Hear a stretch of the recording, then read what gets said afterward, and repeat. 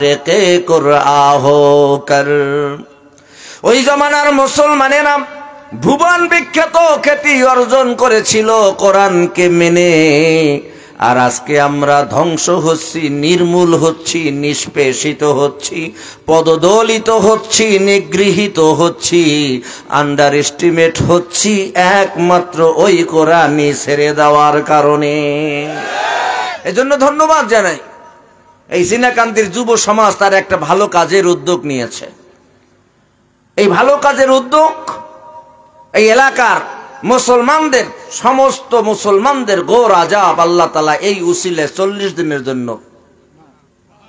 সুবহানাল্লাহ সুবহানাল্লাহ, এই মাহফিলটা নিয়মিত যাতে হয় এজন্য এলাকার মুরব্বীরা সবসময় সহযোগিতার হাত বাড়িয়ে রাখবেন। রাজি আছেন না ইনশাআল্লাহ? আমি তো আলোচনায় ঢোকার আগেই ওয়াজ করে ফেলাইছি। আমি আপনাদের খেদমতে পবিত্র কালামুল্লাহ শরীফ কোরআন মজিদের সূরা আহজাবের 70 এবং 71 নম্বর আয়াত তেলাওয়াত করেছি। আমার আজকের আলোচনার বিষয় হলো মুমিনের প্রকৃত সফলতা। কথাটা আপনারা মনে রাখলে আলোচনা বুঝতে সহজ হবে। কথা কি আপনারা বুঝতে পেরেছেন? একজন মুমিন, একজন মুসলমানের আসল সফলতা কি, এটা আমার আলোচনা। মুমিনের সফলতা তো হলো ঢাকায় একটা বিরাট বড় 5 তলার বাড়ি করতে পারলেই সফল। হ্যাঁ, দিলের কানটা দিয়ে শুনবেন এই যুবক ভাইরা, এখনো আশেপাশে যারা ঘোরাফেরা করছেন, বাজারে বৈশা বৈশা মিথ্যা গাল গপ্প মারতেছেন, চলে আসেন। আপনি তো জানেন না আগামীকাল সকালে আপনার জানাজা হবে না ফজরের নামাজ হবে, কোনটাই আপনি জানেন না, ঠিক কিনা? সুতরাং আসেন, এটা জীবনের শেষ সময় মনে করে। হতে পারে আজরাইল দাঁড়িয়ে আছে, খপ করে ধরে ফেলবে, ঠিক না? কিন্তু বেয়াক্কল কোমাক্কেল ইসলামের জ্ঞান যাদের নেই, ওরা তো মনে করে আরে দূর পর্যন্ত দুয়ান রয়েছে, মুরব্বীরা রয়েছে, হ্যাঁ গো আগে ধরবে তারপর নামাগো সিরিয়াল। এটা কি ঠিক? হ্যাঁ, কেন কোন তো জুয়ান বয়সী পোলাপান গোরস্থানে নাই, শিশু গোরস্থানে নাই, তাহলে তুমি কিভাবে ভাবো যে তোমার সিরিয়াল আরো পরে? এগুলো কোমাক্কেলা না, বেয়াক্কল, নির্বোধ। मौत को समझा है गाफिल, मौत को समझा है गाफिल, इख्तितामे जिंदगी दर हकीकत मौत तेरे इब्तिदाए जिंदगी। নির্বোধ যারা তারা মনে করে আমি তো মরে গেলাম, তো ইখতিতামে জিন্দেগি, আমার জীবন শেষ। আসলে কি তাই? মরে গেলাম তো সব শেষ? দরে হাকিকত, আসল কথা হলো, মূল কথা হলো মৌতের ইবতিদায়ে জিন্দেগি। আসল কথা হলো মৌত তোমার আসল জিন্দেগির শুরু। কথা বলেন ঠিক কিনা? সুতরাং কার কখন সিরিয়াল কেউ কারো জানা নাই, কোন সময় কার সিরিয়াল আসবে কেউ জানি না, কারণ হায়াত কত দূর আমাদের কারো জানা নাই। অতএব ভাইরা আমার, আর একটা কথা বলে আমার তেলাওয়াতকৃত আয়াতের মধ্যে ঢুকে পড়বো ইনশাআল্লাহ। শোনেন, একটু আগে বলছিলাম না যে আপনাদের আমল নামায় নেক লেখা হচ্ছে, কত নেক লেখা হচ্ছে ওটা আমি বলতে পারবো না, তবে একটা পরিসংখ্যান আমি আপনাদের দিতে পারি। সেটা কি? 82 সালে ইমানি, 82 সালে ইমানি, মুহাক্কিক শুদ বখাকানি, কে একদম বা খোদা বোদন বে আজ তখতে সুলাইমানি, না বরবাদে রফতে সেহর গাওশম শরীরে সুলাইমান আলাইহিস সালাম। আল্লাহু আকবার বলেন। সংক্ষেপে বলবো, এই টেবিলটা আপনারা সবাই দেখতে পাচ্ছেন? এটা কথা আওয়াজ দেন, একটু ব্যাটারিতে চার্জ কমে গেছে না, এটা ইমানের চার্জ বাড়ান। টেবিলটা সবাই দেখতেছেন? এই টেবিলটার চাইরো দিকে যদি এক হাত করে হয়, যুবকদের মধ্যে থেকে বলেন তো জ্যামিতির ভাষায় তাকে কি বলে? একজনে খালি কইছে, বাকি সবাই আলেহা পড়া, তাই না? চতুর্দিকে যদি এক হাত হয় তবে তাকে এক বর্গ হাত বলে বা এক চতুর্ভুজ বলে।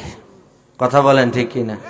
চাইরোদিকে 1 হাত হলে 1 বর্গ হাত, চাইরোদিকে 1 মাইল হলে 1 বর্গ মাইল। পারস্য কবি আল্লামা খাকানি রহমাতুল্লাহ আলাইহি ওয়াজ মাহফিলের ফজিলতের আলোচনা করতে গিয়ে লেখেন, তাফসিরে মাজাহারিতে আল্লামা সানাউল্লাহ পানিপথি রহমাতুল্লাহ আলাইহি লেখেন এবং মৌলানা শামসুল হক আফগানি রহমাতুল্লাহ আলাইহি উলুমুল কোরআন নামক কিতাবের মধ্যে লেখেন, হযরতে সুলাইমান পয়গম্বরের যে তক্তটা ছিল দৈর্ঘ্যে প্রস্থে 27 বর্গ মাইল। যারা কন্যা এরা বাড়ি যাইয়া ঘুমানোর সময় কইেন এরকম করলে হবে নাকি? একবারও একসাথে বলবেন সুবহানাল্লাহ, বললে তো লস নাকি লাভ? হুজুরেরা আছেন জানেন, মিশকাত শরীফের ভিতরে একখানা হাদিস আছে, কোন বান্দা যখন সুবহানাল্লাহ বলে তখন আল্লাহ তাআলা জান্নাতের মধ্যে একটা গাছ লাগান, যে গাছটার নামই হইল সুবহানাল্লাহর গাছ। এই যে আরেকটা গাছ লাগাইছেন, এই আবার যারা কইছে আরেকটা লাগাইছেন, এই আরেকটা লাগাইছেন, এইভাবে কইতে থাই, আপনারা কইতে থাকেন, শেষে 12টার পরে কই আল্লাহুম্মা আমিন। হ্যাঁ ও মুসলমান শোনেন, কোন বান্দা যখন অন্তর থেকে একবার সুবহানাল্লাহ বলে জান্নাতের মধ্যে একটা গাছ লাগানো হয়, যে গাছটার নামই হলো সুবহানাল্লাহর গাছ। সাহাবীরা আরজ করেন, ইয়া রাসূলুল্লাহ, গাছ দিয়ে আমাদের লাভ কি? পয়গম্বর কয়, জানো সেই গাছের ছায়া কত বড় হবে? 2টা বর্ণনা আছে। এক বর্ণনায় সেই গাছের ছায়াটা দৌড়াইতে একটা জুয়ান ঘোড়ার 400 বছর অথবা 500 বছর সময় লাগবে। সুবহানাল্লাহ। কিছু বুঝতেছেন? কয় বছর লাগবে? 400 অথবা 500 বছর, তাও দুনিয়ার হিসেবে নয়। আলোর গতি প্রতি সেকেন্ডে, দেখছেন মাঠের থেকে কত যুবক কেউ কইতে পারে না। আরে খোদা, আপনারা বিজ্ঞান টিজ্ঞান পড়েন না? আলোর গতি প্রতি সেকেন্ডে 1,86,000 মাইল। এই হিসাবে মিনিট, এই হিসাবে ঘন্টা, এই হিসাবে দিন, এই হিসাবে মাস, এই হিসাবে বছর, সেই হিসাবে 400 অথবা 500 বছর সময় লাগবে। তাহলে গাছটা কত বড়? সাহাবীরা আরজ করেন, ইয়া রাসূলুল্লাহ, এত বড় গাছ দিয়ে লাভ কি? রাসূল বলেন, বলো তো সাহাবীরা, ওই গাছে কত পাতা হবে? সাহাবীরা বলে, আল্লাহ রাব্বুল আলামিন ভালো জানেন। পয়গম্বর বলেন, যে ব্যক্তি মহব্বতে দিল থেকে আল্লাহর মহানত্ব, বিশালত্ব, কুদরতের কথা শুনে একবার যখন সুবহানাল্লাহ বলবে, ওই জান্নাতে যে গাছটা লাগানো হয় আর ওই গাছে যত হাজার lakh crore million billion trillion পাতা থাকে, প্রত্যেকটা পাতায় একজন করে ফেরেশতা আল্লাহ তৈরি করে দেয়। সুবহানাল্লাহ বলনেওয়ালাদের জন্য কিয়ামত পর্যন্ত আল্লাহর কাছে তারা ক্ষমা চাইতে থাকে। তাহলে সুবহানাল্লাহ বললে লাভ না লস? এরপরে কইবেন সুবহানাল্লাহ, নাকি আওয়াজ দিয়ে কইবেন? আওয়াজ দিয়ে কই না। আপনারা যদি কোন হুজুর খালি যে বক্তা এই কই জোরে কোন, জোরে কইলে লাভটা কি? জোরে কইলে আমার লাভ না আপনাদের লাভ। কারণ আপনি আল্লাহর নাম যত জোরে নিবেন, যত জোরে এই আওয়াজ যাবে, ওই ততদূর পর্যন্ত জমিনের উপরে নিচে যে সকল কীট পতঙ্গ, পশু পাখি, গাছপালা যা রয়েছে, এরা কাল হাসরের ময়দানে আপনার জন্য সুপারিশ করবে। সুবহানাল্লাহ। তো বলতেছিলাম ভাই, হযরতে সুলাইমান পয়গম্বরের তক্তটা দৈর্ঘ্যে প্রস্থে কত মাইল? 27 বর্গ মাইল। আল্লামা খাকানি রহমাতুল্লাহ আলাইহি তার কিতাবের মধ্যে লেখেন, আমার দিকে দেখেন, এটাকে আপনারা কি বলেন? হাত। হাত হইলে তো আমি এইভাবে দেখাইতাম, এভাবে 1 বিঘত, আধ হাত, আরবিতে বলে শিবর, আধ হাত। খুব খেয়াল দিয়ে শুনতে হবে। এই যে হযরতে সুলাইমান পয়গম্বরের তক্তটা দৈর্ঘ্যে প্রস্থে 27 বর্গ মাইল, পুরোটা জায়গায় এভাবে আধ হাত মোটা করে স্বর্ণ দিয়ে লেপ দেওয়া ছিল। মন পাশেক তো লাগছেই, আর কম, হাজার হাজার টন স্বর্ণ লেগেছে পুরো 27 বর্গ মাইল এলাকা ভাবে আধা হাত মোটা করে স্বর্ণ দিয়ে লেপ দেওয়া। এরপরে হযরতে পয়গম্বরের রাষ্ট্রকার্য পরিচালনার জন্য মানুষদের থেকে মেম্বার অফ পার্লামেন্ট বা সংসদ সদস্য বা উজির ছিল 300 জন, জিনদের থেকে ছিল 300 জন। কয়শো হলো? এই 600 উজিরদের বসার জন্য স্পেশাল 600 চেয়ার ওই তক্তে তৈরি করা হয়েছিল, যার এক একটা চেয়ারে 8.5 মণ করে স্বর্ণ ব্যবহার করা হয়েছিল। এ ভাই, তাফসীরে জামিআ সগীর ও কুরতুবীর ভিতরে বর্ণনাটা আরো স্পষ্ট ভাবে এসেছে। এ ভাই খুব খেয়াল দেন, দুইটা কথা বললাম, আরো বহু কিছু ছিল, ওগুলো বলতে গেলে আসল সময় পার হয়ে যাবে, তাই খেয়াল দিয়ে শোনেন। এখন একটু ক্যালকুলেশন করেন তো, তাহলে ওই তক্তে কত হাজার টন স্বর্ণ ব্যবহার করা হয়েছিল। এই হযরতে সুলাইমান পয়গম্বরের তক্তে যত হাজার টন স্বর্ণ ব্যবহার করা হয়েছিল, এই সব স্বর্ণের মালিক যদি আপনাদের এই চীনাকান্দির কোনো ব্যক্তি হয়ে যায়, বিক্রি করার পরে যে মিলিয়ন বিলিয়ন ট্রিলিয়ন টাকার মালিক হবে, এই সব টাকা যদি আল্লাহর রাস্তায় দান করে দিতেন, এতে যে পরিমাণ নেকের মালিক আপনি হতেন, কে একদম বা খোদা বুদান বেআজ তখতে সুলাইমানি, ওই সুলাইমানি তক্তে ব্যবহৃত স্বর্ণ দানে যে সওয়াব হতো, এই কোরআনের মাহফিলে বসার পরে প্রত্যেকটা নিঃশ্বাসে নিঃশ্বাসে আল্লাহ ওইভাবে নেকি প্রত্যেকের আমল নামায় দিতেছে। তাহলে এ যাবৎ কতগুলো নিঃশ্বাস ছাড়ছেন হিসাব আছে? অন্তত প্রত্যেক সেকেন্ডে আমরা একটা করে নিঃশ্বাস ছাড়তেছি, তাহলে কত নেকি হচ্ছে। এখন আপনার যদি কেন হুজুর রাত তো খারাপ হয় নাই, আপনার আগের হুজুরে তো মাশাআল্লাহ অনেক গরম গরম কথা পেয়ে গেছে, এত নেক দেহর মুখে এখন দোয়া করিয়া দেন বাড়ি জায়গা। হ্যাঁ, আছেন নাকি এরকম? তলে দুই একজন যদি এরকম থাকেন, আমি তাকে প্রশ্ন করবো, আপনি বলেন তো কয় নেক হলে জান্নাতে যেতে পারবেন? হ্যাঁ, কয় নেক হলে আপনি জান্নাতে যেতে পারবেন? দর্দ দিল কি ওয়াস্তে পয়দা কিয়া ইনসান কো, दर्द दिल के वास्ते पैदा किया इंसान को, वरना तौअत के लिए कुछ कम न थी करो बिया, वरना तौअत के लिए कुछ कम न थी करो बिया। ए भाई, আপনার ইবাদত দিয়ে আল্লাহর কোনো লাভ নাই। আল্লাহ দয়া মায়া প্রেম প্রীতি ভালোবাসা দিয়া মানুষ বানাইছেন। এই মানুষ আল্লাহর গোলামি করলে আল্লাহর ক্ষমতা বাড়বে না, গোটা দুনিয়ার সমস্ত মানুষ আল্লাহকে অস্বীকার করলে আল্লাহর ক্ষমতার বিন্দু পরিমাণ কমবে না। কারণ বান্দার ইবাদতে আল্লাহর কোনো লাভ নাই। বান্দা যত বেশি আল্লাহর গোলামি করবে, বান্দার নিজেরই তত বেশি লাভ।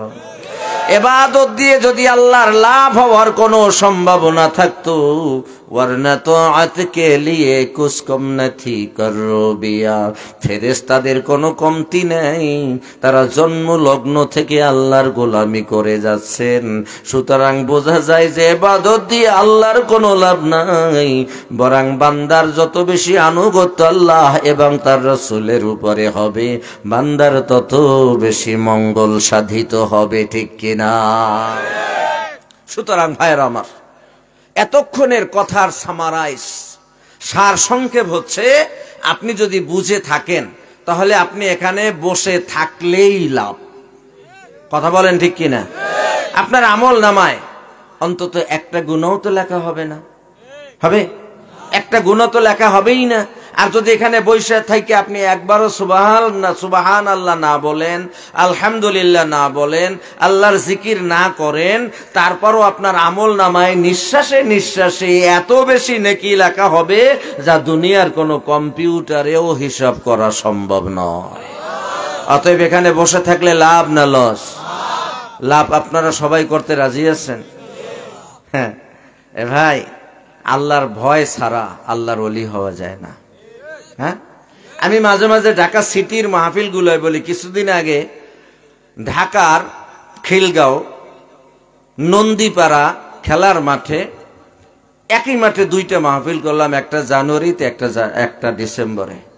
ওখানে একটা মাহফিল, আমি একদিনের মাহফিল আমি বলেছিলাম, আমাদের দেশে কত প্রশাসন আছে। স্বাধীনোত্তর বাংলাদেশে যখন রাষ্ট্র গঠন করা হয়, তখন কিন্তু মাত্র হাতে গোনা কয়েকটা মন্ত্রণালয়, আর তার মধ্যে একটা ছিল অ্যান্টি করাপশন। অ্যান্টি করাপশন বুঝেন তো? দুর্নীতি দমন ব্যুরো। এই দুর্নীতি দমন ব্যুরো কিন্তু বাংলাদেশ স্বাধীন হওয়ার পরে প্রথমেই করা হয়েছিল। এরপরে সেই দুর্নীতি দমন সংস্থার ডালপালা প্রসারিত হতে হতে এখন প্রায় প্রত্যেকটা ইউনিয়ন কাউন্সিলেও একটা দুর্নীতি দমন ব্যুরোর শাখা রয়েছে। কথা বলেন ঠিক কিনা? ভাই, আমরা আলেহাপড়া মৌলবি না, আমরা দুনিয়ার লেখাপড়াও জানি, আখেরাতেরটাও জানি। এখন ইউনিয়ন কমপ্লেক্সেও দুর্নীতি দমন ব্যুরোর একটা শাখা রয়েছে। আচ্ছা বলেন তো, এরপরে কি আছে? সেনাবাহিনী, আর্মি, বিডিআর, সিতা, Cobra, RAB, NSI, DSI, DSB, CID, আরো আছে কিনা আমি জানি না। এই যে এরপরে ইন্ডাস্ট্রিয়াল পুলিশ তো আছে, এগুলো কথা বাদ দিলাম। আচ্ছা, এত ধরনের আইন শৃঙ্খলা বাহিনী গঠন করার পরেও আমাদের দেশে কি দুর্নীতি দমন হয়েছে? স্বাধীনতা উত্তর বাংলাদেশে যা দুর্নীতি ছিল তার চাইতে এখন 100% বলা যাবে না, 1000% বেড়েছে। কথা বলেন ঠিক কিনা? প্রশাসন কি চেষ্টা করতেছে না? ধরে নেন তারাও চেষ্টা করতেছে, কিন্তু দুর্নীতি দমনের জন্য যখন তারা কোনো আইন বানায়, বাংলাদেশের জনগণ তার বিরুদ্ধে বিকল্প আর একটা তৈরি করে নেয়। কথা বলেন ঠিক কিনা? কথাটা খুব গুরুত্বপূর্ণ। প্রশাসন দিয়া দুর্নীতি দমন করা যায় না। দুর্নীতি দমনের জন্য বান্দার অন্তরে আল্লাহর ভয় পয়দা করা দরকার। আর এই জন্যই ঘন ঘন বাংলাদেশে মাহফিল হওয়াও দরকার।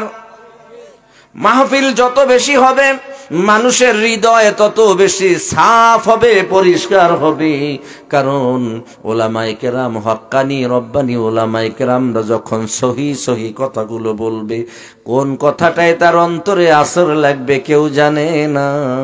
হেদায়েতের জন্য একটা কথাই যথেষ্ট হয়ে যেতে পারে, ঠিক কিনা?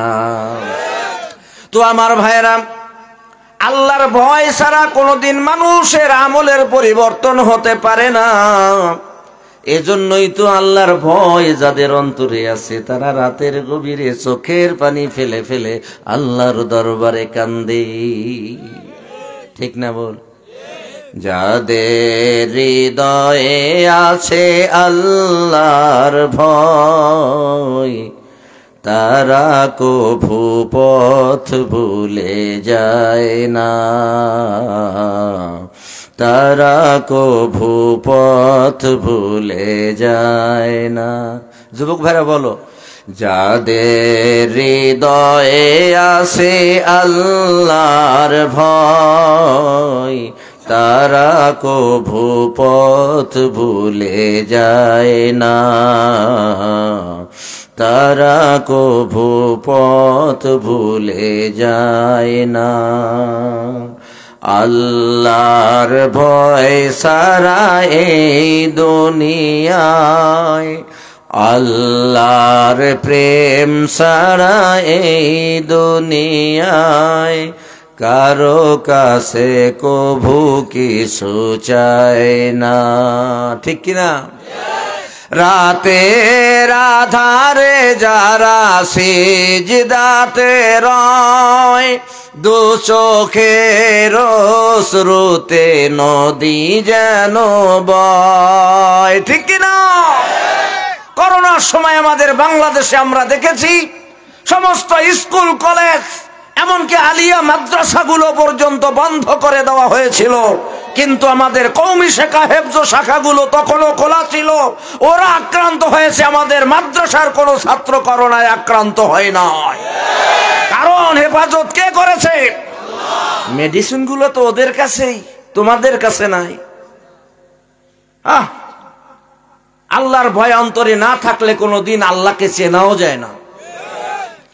রাতের আধারে যারা সিজদাতে রয়, দু চোখের শ্রুতে নদী যেন বয়, ছলনার হাতছানি যত আসুক, পিছনে ফিরে ও তাকায় না, পিছনে ফিরেও তাকায় না। যাদের হৃদয়ে আছে আল্লাহর ভয়, তারা কভু পথ ভুলে যায় না। ঠিক কিনা? যাদের অন্তরে আল্লাহর ভয় আছে এরা পথ ভুলে যায় না। এটা চিরন্তন বাস্তব সত্য কথা। অতএব ভাইরা আমার, তাহলে আমাদের অন্তরে সর্বপ্রথম কি তৈরি করতে হবে? আল্লাহর ভয়। এখন আল্লাহর ভয় যদি আপনার অন্তরে তৈরি করতে হয়, তাহলে আগে আল্লাহকে চিনতে হবে। কথা কন। আল্লাহকে যদি নাই চিনি, আল্লাহকে যদি আপনি নাই চিনি, আপনি যে খানাটা খাচ্ছেন এই খানার নামটা যদি না জানেন, যতই স্বাদ লাগুক মনের মধ্যে খেলে কেবেন কি খাইলাম কি খাইলাম কি খাইলাম, জাল লাগে, টক লাগে, মিষ্টি লাগে, মজাই লাগে, খাইলামটা কি? হ্যাঁ, এরকম অবস্থা শুরু হয়ে যাবে না? আর যদি নামটা জানেন তাহলে খাইছি রে, সেই রকম একখান কি অমুক, তখন আপনার মনের একটা স্যাটিসফ্যাকশন বেড়ে যাবে। তো অতএব আল্লাহকে ভয় করতে হলে আল্লাহকে জানতে হবে। হুই যে আল্লাহ, আল্লাহকে আপনি এক কথায় কি উত্তর দিবেন? তাফসিরে মাজহারিত আল্লামা সানাউল্লাহ পানিপথী রহমাতুল্লাহ আলাইহি বলেছেন আল্লাহ কে? তিনি কত চমৎকার বলেছেন, যখন যেখানে যেই সময় যার যা দরকার ওই জিনিস ওই সময় ওই জায়গায় সময় মতো যিনি পৌঁছাইয়া দিতে পারেন তিনি আমার আল্লাহ। সুবহানাল্লাহ। কত সহজে আল্লাহকে চিনে গেলাম, ঠিক না? আচ্ছা মানুষ বলো দেখি রাত্রি কেন কালো? আচ্ছা মানুষ বলো, আল্লাহরে চেনেন? আচ্ছা মানুষ বলো দেখি রাত্রি কেন কালো? চাঁদ সূরজ কোথা হতে পেল এত আলো? পশু পাখি কয় না কথা, মানুষ কেন কয়? বলো বলো বলো মানুষ এসব কেমন করে হয়? ফুলগুলি সব নানান রঙের কেমন করে হয়? পাতাগুলি সবুজ বটে ফুলের মতো নয়। দুধ কেন হয় সাদা, মরিচ কেন ঝাল? আমগুলি সব পাকলে পরে কেমনে তা হয় লাল? আমগুলি সব পাকলে পরে কেমনে তা হয় লাল? আমরা মানুষ বাস করি ভাই এই দুনিয়ার রঙে, হাতের রেখা আর চেহারা মিলে না কারো সঙ্গে, ঠিক না? আমরা মানুষ বাস করি ভাই এই দুনিয়ার রঙে, হাতের রেখা আর চেহারা মিলে না কারো সঙ্গে। আর মিলে না কথার ধরন আঙ্গুলের টিপ, আর মিলে না কথার ধরন আঙ্গুলের টিপ। স্রষ্টা আছে একজন এবার প্রমাণ হলো ঠিক। চিনছেন আল্লাহরে? হ্যাঁ, হুয়ার রাজ্জাক, তিনি হলেন আমাদের রিজিক দাতা, তিনি হলেন আমাদের খালেক, তিনি হলেন আমাদের মালিক, তিনি আমাদের স্রষ্টা, তিনি আমাদের মালিক। এ ভাই কথা অনেক লম্বা হয়ে যাবে, সরাসরি আমরা তেলাওয়াতকৃত আয়াতের মধ্যে চলে যাই। আল্লাহ বলেন ইয়া আইয়ুহাল্লাযীনা আমানুত্তাকুল্লাহ, আল্লাহ বলেন হে ঈমানদার বান্দারা তোমরা আল্লাহরে ভয় করো। এই আমার দিকে খেয়াল দিতে হবে, কোনো টাইনে ভাবে মরামরি করান যাবে না। আর দুই নম্বর কথা হইলে আমি কোনো মরা মানুষের সামনে আলোচনা করতে পারি না, তাহলে তো গুরুস্থানে যাই ওয়াজ করতে পারতাম। হ্যাঁ, অতএব আপনাদেরকে জীবিত অবস্থায় শুনতে হবে। রাজি আছেন তো? আল্লাহ কি কয় দেখেন, ইয়া আইয়ুহাল্লাযীনা আমানুত্তাকুল্লাহ। কি আল্লাহর মহব্বতের ডাক! আমার ভালো লাগতেছে। আমার ডান পাশে উলামায়ে কেরাম, বাম পাশে রয়েছেন আল্লামা মুফতি শফি সাহেব রহমাতুল্লাহ আলাইহি তাফসিরে মাআরিফুল কোরআনের ভিতরে আমানু শব্দের ব্যাখ্যা করেছেন কি চমৎকার। আমানু হলো আল্লাহ তাআলার ভালোবাসার ডাক। সুবহানাল্লাহ কোন। আপনার ছেলের আপনি আব্বু কন না? কন না? আস্তে আস্তে কয়, শরম করে। আমি তো আব্বুরে আব্বু, আমার ছেলের আব্বু কই, সোনা কই, বাবা কই, কত কিছু কই, কিন্তু খালি দুর্ভাগ্য আমার কাছে থাকে না, বাড়ি থাকে বরগুনা। তো সন্তানরা যে আপনি আদর করে আব্বু আব্বু, সোনা আব্বু বলে ডাকেন, এটা হলো বাবা আর সন্তানের ভালোবাসার ডাক। কথা বলেন ঠিক কিনা? কিন্তু যখন সন্তানের উপর অসন্তুষ্ট হন তখন এই আব্দুল্লাহ এদিকে হয়, এটা কি মহব্বতের ডাক নাকি রাগের ডাক? কি চমৎকার ব্যাখ্যা করেছেন আল্লামা মুফতি শফি সাহেব রাহমাতুল্লাহ আলাইহি। কয় এই যে বাবা সন্তানকে আব্বু বলে ডাকে, এটা হলো বাবা আর সন্তানের ব্লাড কানেকশন তথা ভালোবাসার ডাক।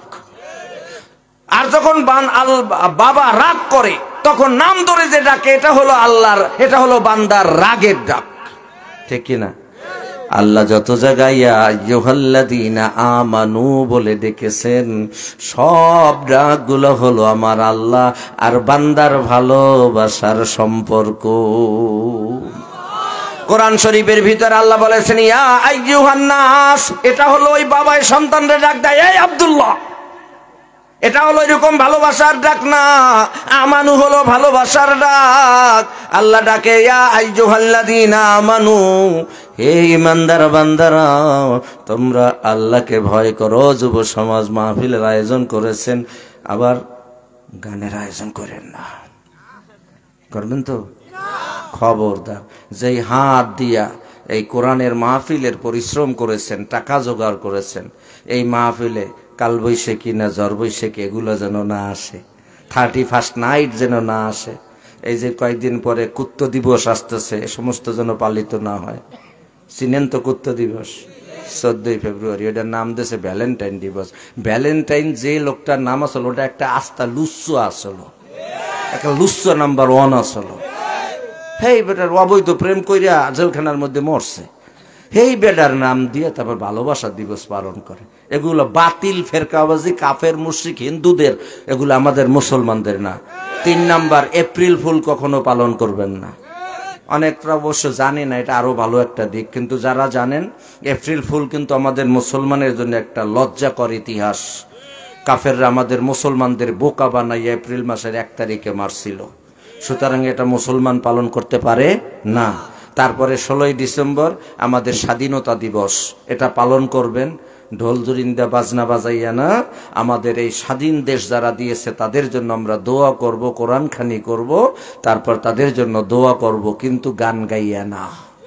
আমাদের দেশে কিছু আলেহা পড়া মূর্খ মার্কা মন্ত্রী আসলো, চেহারাগুলো গাঞ্জাখরের মতো। কথা কন ঠিক কিনা? এইগুলা 16ই ডিসেম্বর তারা গান গায়। আবার কি গান গায়? হিন্দি গান। 21শে ফেব্রুয়ারি এটা আন্তর্জাতিক মাতৃভাষা দিবস। এদিন আমরা দোয়া করব সালাম জব্বার, রফিক শফিক এদের জন্য, কারা এরা আমাদের মুখের ভাষাকে জাতীয় ভাষায় পরিণত করেছে। ঠিক কিনা? এই যে মুরব্বী যারা আছেন, এই যে আমার এক বাবাজি আছেন, আপনারা বলেন তো, যখন 1952 সালে বাংলাদেশে ভাষা আন্দোলন হয়, তার আগে আমাদের এই বাংলার মানুষের ভাষা তো বাংলাই ছিল। তাহলে কেন আন্দোলন করলো? ইতিহাস, এই যুবকরা ইতিহাস শুনে নাও। তাহলে কেন তারা আন্দোলন করেছিল? কারণ আমাদের মায়ের ভাষা তথা মুখের ভাষা ছিল বাংলা, কিন্তু রাষ্ট্রীয় ভাষা ছিল উর্দু। এই রাষ্ট্রীয় ভাষাকে বাংলা ভাষা করার জন্য আমাদের দামাল ছেলেরা সেদিন রক্ত ঝরিয়েছিল। অতএব ওই দিন আমরা তাদেরকে স্মরণ করব, দোয়া করব। কিন্তু এই ওয়াজের ভিতরে চা বিতরণ, এটা আবার কোন সিস্টেম? এগুলাকে সকল মানুষের মানসিকতা ডাইভার্ট হয়ে যাবে। এই জন্য আমি স্টেজে চা খাই না, যাতে মুরব্বী আবার চায়ের লোভ না আসে। বুঝলেন? আছে না মানুষ, অনেক বয়স্ক মানুষদের চা খাওয়ার অভ্যাসটা বেশি, এই জন্য স্টেজে আমি কখনো চা খাই না। আমার কোনো মাহফিল, ভুরি ভুরি হাজার হাজার মাহফিল অনলাইনে আছে, দেখবেন কোনো মাহফিল আমার চা খাইতে দেখবেন না। আর যদি বা খাই, দেখবেন এইরকম সাদা গ্লাসে পানি খাচ্ছি, কিন্তু চা খাই না। পানির প্রতি মানুষের লোভ হয় না। চা আর লোভ আর তেঁতুলের লোভ প্রায় সমান সমান, তাই না? তো বলছিলাম ভাই, এই সমস্ত অনুষ্ঠানগুলো আমরা মুসলমানরা মুসলমানের কায়দায় করব। 21শে ফেব্রুয়ারি আমাদের দেশের ছেলেরা, তারা আমাদের মুখের ভাষাকে রাষ্ট্রীয় ভাষায় পরিণত করলো, অথচ আমাদের দেশের আলেহা পড়া মূর্খ মন্ত্রীগুলা সেই দিন আইনা বিভিন্ন ভারতীয় শিল্পী আইনা হিন্দি গান গাওয়ায়। কথা কন ঠিক কিনা? ওরা কি হিন্দি ভাষার জন্য আন্দোলন করছে না বাংলা ভাষার জন্য? এই সমস্ত মূর্খগুলা গাঞ্জাখোরগুলারে মন্ত্রী বানাইয়া পুরো দেশটারে রসাতলে দিয়ে গেছে, ঠিক কিনা? অতএব এ সমস্ত আমরা করব না। হ্যাঁ, আমাদের মুসলমানদের যারা এই জন্য আমাদের উপরে অবদান রেখেছে, আমরা তাদের জন্য হাত তুলে দোয়া করব, ঠিক কিনা? তো আল্লাহ তাআলা বলতেছেন, হে ঈমানদার বান্দারা, তোমরা আল্লাহরে ভয় করো। সূরা আহজাব ৭০ নম্বর আয়াত আল্লাহ কয়, হে ঈমানদার বান্দারা, তোমরা আল্লাহরে ভয় করো। এখন আপনার কাছে প্রশ্ন হতে পারে, হুজুর আল্লাহরে তো ভয় করব, কয় কেজি ভয় করব? আল্লাহ পবিত্র কোরআন শরীফের সূরা তাওবা ১১৯ নম্বর আয়াত আল্লাহ বলেছেন, ইয়া আইয়ুহাল্লাযীনা আমানু তাকুল্লাহা ওয়া কুনু মা'আস সাদিকিন। সূরা তাওবা ১১৯ নম্বর আয়াতে আল্লাহ কয়, হে ঈমানদার বান্দারা, তোমরা আল্লাহরে ভয় করো আর একজন সত্যবাদী লোকের সাহচর্য তোমরা গ্রহণ করো। পীর মাশায়েখ যারা, তারা এই আয়াত দিয়ে পীর মাশায়েখের সোহবাতের কথা বলে, ঠিক কিনা? এদিকে আর বেশি ব্যাখ্যায় যাব না। কোরআনের অন্যত্র আল্লাহ তাআলা বলতেছেন, ইয়া আইয়ুহাল্লাযীনা আমানুত্তাকুল্লাহা হাক্কা তুকাতিহ। এইখানে একটা ওয়াজ আছে, এই যুবক ভাইরা দিলের কান দিয়ে শুনতে হবে। এই চা খাওয়ার পর্বটা শেষ করেন, একেবারে আলোচনার পরিবেশ নষ্ট হয়ে যাচ্ছে। আমারই তো মন টন এদিক ওদিক যাইতেছে। আমি তো রাগের হুজুরের মতো না যে কিছু দেই না, আমি তো সব দেই, তাই না? সুতরাং আপনারা সাবধান আমার ভাইয়ের। এজন্য কিন্তু আমি তাকে আন্ডার এস্টিমেট করলাম না, আমি তাকে ছোট করছি না, আমি বাস্তবতাটা বলতেছি, ঠিক না? দিলের কান দিয়ে শোনেন, আল্লাহ পবিত্র কোরআন শরীফ সূরা আলে ইমরানের ১০২ নম্বর আয়াতে আল্লাহ বলেন, ইয়া আইয়ুহাল্লাযীনা আমানুত্তাকুল্লাহ হাক্কা তুকাতি। ওই যে একটু আগে বললাম, আল্লাহরে কয় কেজি ভয় করবেন? আল্লাহ নিজেই ব্যাখ্যা দিয়েছেন, আমারে কতখানি ভয় করবা। হে ঈমানদার বান্দারা, তোমরা আল্লাহরে ভয় করো হাক্কা তুকাতি। এই হাক্কা তুকাতিহির ব্যাখ্যা করতে গিয়ে তাফসিরে মাজহারিতে আল্লামা সানাউল্লাহ পানিপথী রাহমাতুল্লাহ আলাইহি বলেছেন, আল্লাহর শান মান যত বড়, আল্লাহরে ভয় করো তত বেশি। সুবহানাল্লাহ। শুদ্ধ ভাষায় যদি বাংলায় বলি তাহলে হলো হাক্কা তুকাতিহি, এর অর্থ হলো যথাযথ ভয় করো। এখানে একটা মজার কথা আছে, এ ভাই ও ভাই খেয়াল করে শোনেন। আল্লাহ তাআলা এই আয়াতের মধ্যে কি কথাটা বলছেন? প্রথম ডাক দিছে ওই যে ভালোবাসার ডাক, ইয়া আইয়ুহাল্লাযীনা আমানু, হে ঈমানদার বান্দারা, ইত্তাকুল্লাহ, আল্লাহকে ভয় করো, হাক্কা তুকাতি, যথাযথ ভয় করো। আবার বলি, খেয়াল দিয়ে শোনেন, এখানে আল্লাহ তাআলা ডাক দিছে কি বইলা? উত্তর দিতে হবে।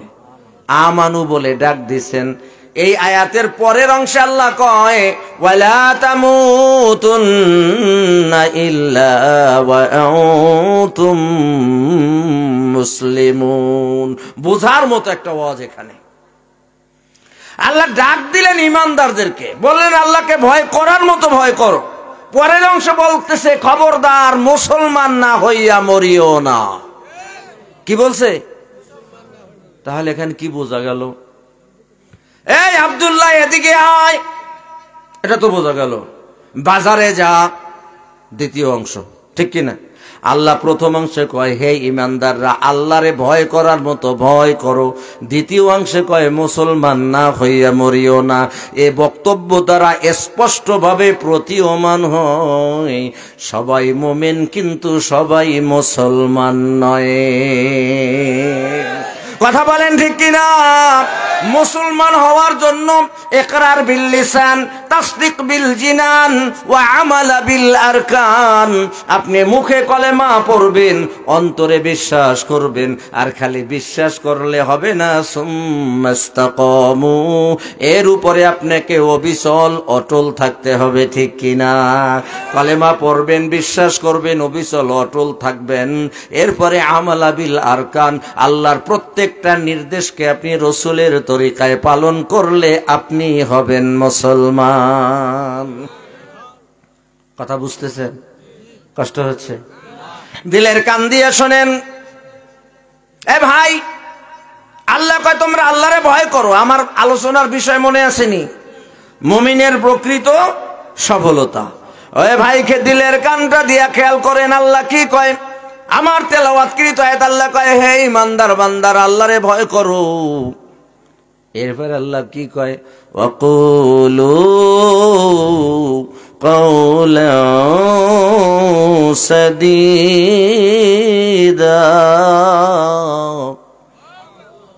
ওয়াকুলু, তোমরা বলো, কাওলান সাদীদা, চিরন্তন শশ্বত এক কথায় সত্য কথা বলো।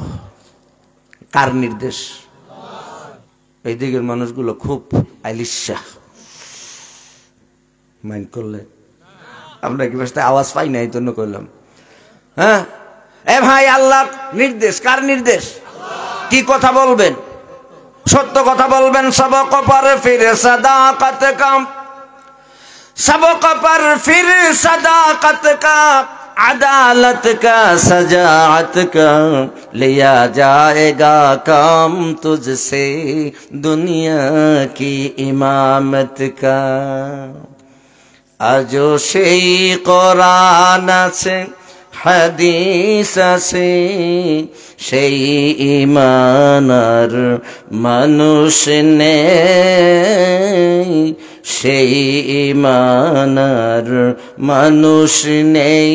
আজও সেই কোরআন আছে, হাদিস আছে, সেই ঈমানার মানুষ নেই, সেই আবু বকর ওমর নেই, সেই আলী হায়দার ওসমান নেই। কথা বলেন ঠিক কিনা? কোরআন আছে, সব কিছু আছে, কিন্তু সেই আদালত এখন আর নাই। সুতরাং মুসলমান যদি উন্নতির চরম শিখরে আরোহণ করতে চাই, তাহলে আমাদেরকে দুইটা সবক আবার নতুন করে নিতে হবে। কয়টা? কয়টা জোরে কন। হ্যাঁ, আল্লামা ইকবাল রহমাতুল্লাহ আলাইহি আমাদের জন্য একটা প্রেসক্রিপশন করে গেছেন।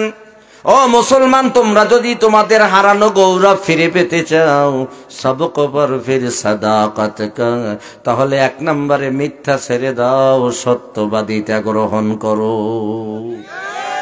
এ ভাই, এটা তো কবির কথা। আল্লাহ কি কয়? ওয়াকুলু কাওলান সাদীদা। আল্লাহ কয় তোমরা সত্য কথা বলো, সত্য কথা বলো, সমাজে ন্যায় বিচার প্রতিষ্ঠা করো। এখন তো আমাদের, এখন আছে কিনা জানি না, এক সময় ছিল না, ঠিক কিনা? বিচার শুধুমাত্র ধুকে ধুকে কাঁদতো। তখন বলতো আমার কথাই বিচার, আমার কথাই আইন, এগো কথা হেরাই এখন ফাইন। ঠিক কথা, ঠিক কিনা বলেন? আল্লাহ কয় কুলু কাওলান সাদীদা। বিশ্বকবি আল্লামা ইকবাল বলেন, সবক পর ফির সাদাকাত কা, আদালত কা, সাজাআত কা, লিয়া জায়েগা কাম তুঝসে দুনিয়া কি ইমামত কা।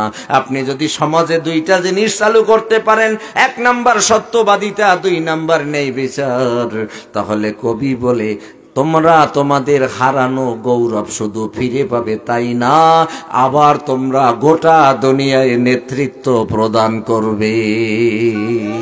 সবাই বলেন ইনশাআল্লাহ। বেশি দিন আর বাকি নাই গো চিনাকান্দির মুসলমানেরা, শুনে যান। এই বাংলার ভূখণ্ডে আজ নয় কাল লা ইলাহা ইল্লাল্লাহু মুহাম্মাদুর রাসূলুল্লাহ কথিত পতাকা বাংলাদেশের মাটিতে দুলবেই দুলবে ইনশাআল্লাহ, ইনশাআল্লাহ।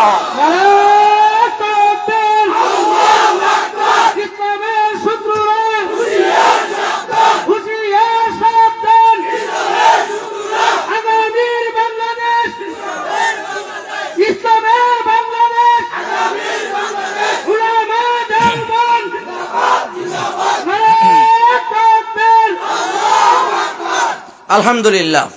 তো ভাইয়ের আমার, দুইটা জিনিস, এ ভাই, আমরা রাষ্ট্রীয়ভাবে একসাথে পারবো না, ব্যক্তিগতভাবে আগে চেষ্টা করি। কথা বলেন ঠিক কিনা? আমি সত্য ছাড়া বলবো না। ওয়াইন কুতিলা ওয়াইন সুলেবা, আমাকে যদি কতল করা হয়, কেটে কেটে টুকরো করা হয়, আমাকে ছুরিবিদ্ধ করা হয়, আমি কুলু কওলান সাদীদা, আমি আল্লাহ পাকের কথা আদেশ মানবো, আমি সত্য বলবো। মরে যেতে হয় মরে যাব, কিন্তু আমি হক কথা ছাড়বো না। একদিন আপনাকে দেখে আপনার বাড়ির পাশের আরেকজন সত্যবাদী হবে, সেখান থেকে আরেকজন হবে, এভাবে গ্রাম থেকে মহল্লা, মহল্লা থেকে শহর, শহর থেকে উপজেলা, উপজেলা থেকে জেলা, এভাবে আস্তে আস্তে গোটা বাংলাদেশে একদিন ন্যায় বিচারের পাল্লা কায়েম হবেই হবে ইনশাআল্লাহ।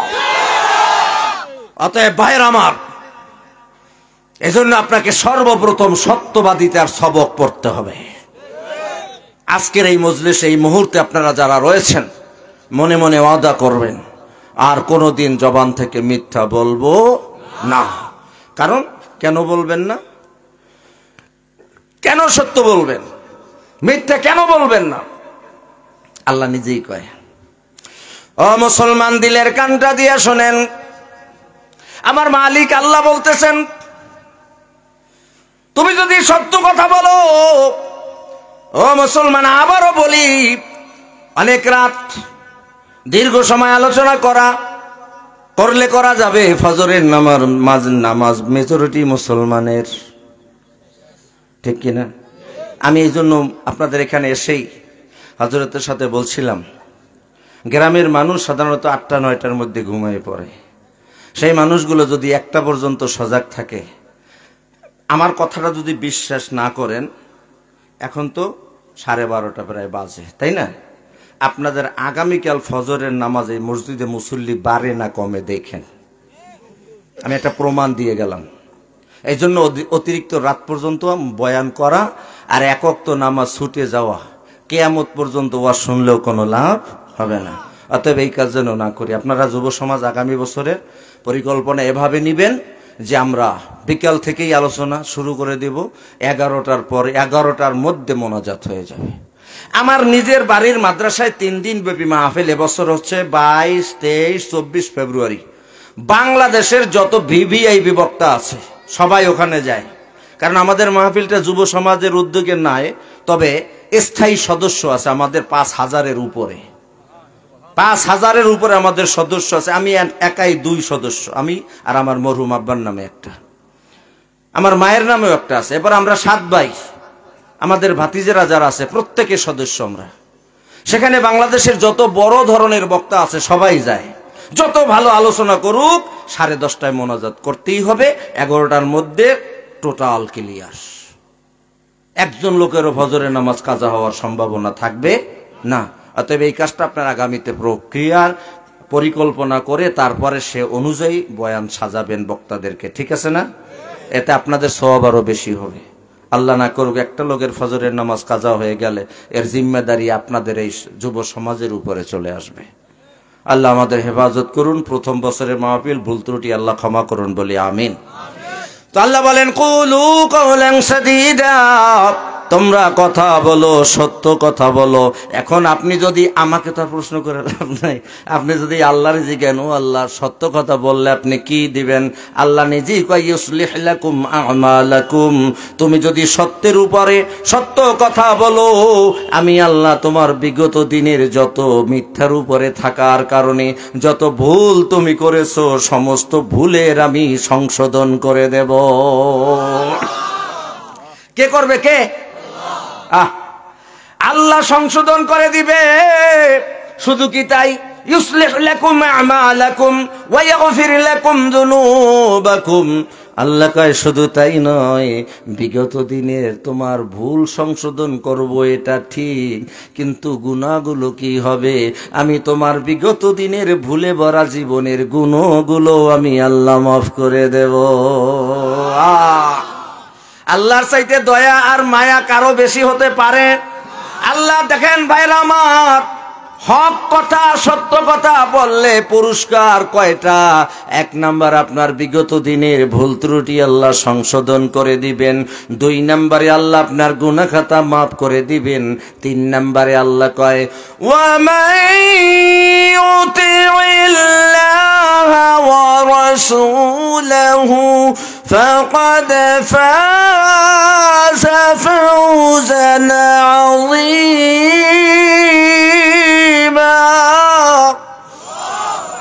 সুবহানাল্লাহ কোন আল্লাহ কয় 1 নম্বরে তোমার ভুল ত্রুটি ক্ষমা করব, গুনাহ খাতা maaf করব। 3 নাম্বার কাজটা যদি তোমরা করো তাহলে মহা সফলতা। কি সফলতা? আমার আলোচনার বিষয় কি? মুমিনের প্রকৃত সফলতা। আল্লাহ কয় গুনাহ খাতা maaf করব, ভুল ত্রুটি সংশোধন করব। 3 নাম্বার, তুমি যদি আমি আল্লাহ এবং আমার রাসূলের পূর্ণ আনুগত্য করো তাহলে আমি আল্লাহ রব্বুল আলামিন বললাম এটা হবে তোমার জন্য মহা সফলতা। খুব খেয়াল দেন, আল্লাহ পবিত্র কোরআন শরীফের সূরা আস-সাফ, কোন সূরা? সূরা আস-সাফ 13 নম্বর আয়াতে আল্লাহ বলেন يغفر لكم ذنوبكم ويدخلكم جنات تجري من تحتها الأنهار ومساكن طيبة في جنات عدن ذلك الفوز العظيم। এখানে আল্লাহ কয় এটা হবে তোমার জন্য মহা সাফল্য। কথা বুঝতেছেন? এখন সবাই দেখেন আমার দিকে, সূরা আহজাবের ভিতরে আল্লাহ কয় এটা তোমার জন্য মহা সফলতা। সূরা আস-সাফের মধ্যে আল্লাহ তাআলা বলতেছেন এটা হবে তোমার জন্য মহা সফলতা, এটাই হবে তোমার জন্য আসল সফলতা। কিন্তু সেই আসল সফলতাটা কি? কথা বুঝতেছেন? নাম দিচ্ছেন তাফসীরুল কোরআন মাহফিল, তাহলে কোরআন বুঝতে হবে না? কথা কয় না? বুঝতে হবে না? তাহলে সেই প্রকৃত সফলতা কি, এটা বোঝার জন্য আপনাকে কয়েকটা মিনিট অপেক্ষা করতে হবে। দিলের কানটা দিয়া শুনবেন। যাব একটু পিছনের দিকে, সূরা আলে ইমরানের 135 135